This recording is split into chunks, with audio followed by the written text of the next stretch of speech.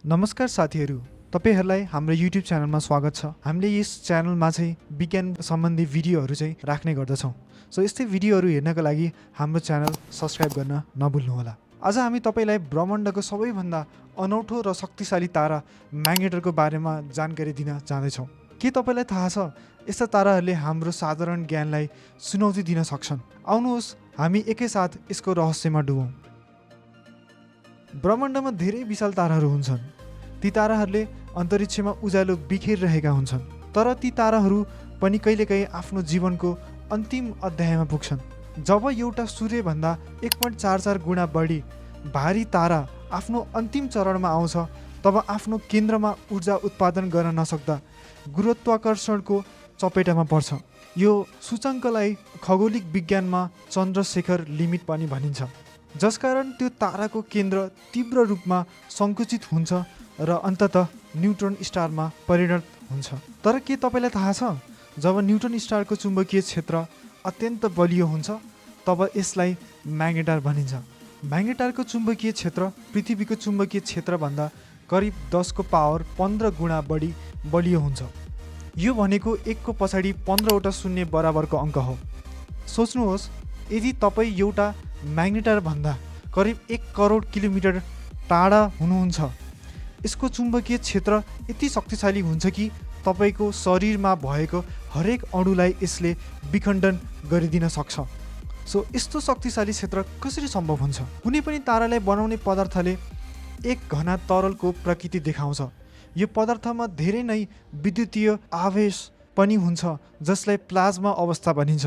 सुपरनोभा विस्फोटपछि जब एक तारा न्युट्रोन स्टारमा परिणत हुन्छ, तब यो छिटो छिटो घुम्न थाल्छ। यसले गर्दा तारामा पहिलेदेखि नै रहेको चुम्बकीय क्षेत्र अझ शक्तिशाली बन्छ। यस प्रक्रियालाई म्याग्नेटो हाइड्रोडाइनामो भनिन्छ र यो पृथ्वीको चुम्बकीय क्षेत्र बन्ने तरिका जस्तो नै हो। म्याग्नेटरहरू नियमित न्युट्रोन ताराहरू भन्दा फरक हुन्छन्, किनकि ती लगातार उच्च ऊर्जाका विकिरणहरू जस्तै एक्सरे र गामा रे उत्सर्जन गर्दछन्। कहिलेकाहीँ तिनीहरूको सतहमा दरार आउँछ, जसले छोटो समयमा तीव्र गामा रे विस्फोटन निम्त्याउँछ।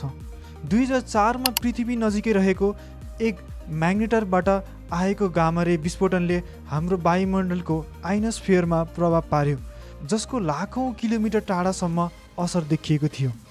म्याग्नेटरहरू कहाँ हुन्छन्? म्याग्नेटरहरू प्राय आकाशगङ्गाका केन्द्रतिर हुने गर्छन्, जहाँ ताराहरूको जन्म र मृत्यु तीव्र रूपमा भइरहेको हुन्छ। हालसम्म करिब 31 वटा म्याग्नेटरहरू पत्ता लगाइएको छ, तर वैज्ञानिकहरूको अनुमान छ कि यस्ता ताराहरू ब्रह्माण्डमा धेरै छन्। QED अनुसार जब चुम्बकीय क्षेत्र अत्यन्त शक्तिशाली हुन्छ, भ्याक्युम पनि पूर्ण रूपमा खाली हुन सक्दैन। यसमा अनगिन्ती इलेक्ट्रोन पोजिट्रोन जोडीहरू लगातार उत्पन्न र नष्ट भइरहेका हुन्छन्, जसलाई क्यासिमिर इफेक्टको नाम पनि दिइन्छ। त्यसैले म्याग्नेटरको अत्याधिक चुम्बकीय क्षेत्रलाई पनि अन्तरिक्षमा प्रभावित गर्न सक्छ। यो गतिविधिले प्रकाशको दिशा समेत परिवर्तन गरिदिन सक्छ। म्याग्नेटरहरूको अध्ययन गर्दा हामी ब्रह्माण्डका धेरै रहस्यमय अवस्थाहरूलाई नजिकबाट बुझ्न सक्छौँ। यिनीहरूले अत्यन्त शक्तिशाली चुम्बकीय क्षेत्रले अन्तरिक्षमा रहेका साधारण पदार्थलाई पनि प्रभावित गरेका हुन सक्छन्। यसैले म्याग्नेटरहरू अन्तरिक्षको प्राकृतिक प्रयोगशाला जस्तै मानिन्छ। यसले हाम्रो क्वान्टम भौतिकी, विशेष गरी QED को परीक्षणमा महत्त्वपूर्ण भूमिका खेल्दछन्। साथै यसको अध्ययनले हामीलाई ब्ल्याक होल र प्रारम्भिक ब्रह्माण्डको बारेमा बुझ्न पनि मद्दत पुर्याउँछ। आज हामीले म्याग्नेटरको उत्पत्ति, विशेषता र यसको विज्ञानमा भूमिका बुझ्यौँ। यी ब्रह्माण्डका असाधारण तारा हुन्, जसले हाम्रो भौतिक शास्त्र र ब्रह्माण्डबारे बुझाइलाई नयाँ आयाम प्रदान गर्दछ। सोच्नुहोस्, हाम्रो आफ्नै आकाशगङ्गामा यस्तो शक्तिशाली तारा लुकेका छन्, जसले हाम्रो ब्रह्माण्डका अनगिन्ती रहस्यहरूलाई सङ्केत दिन्छन्।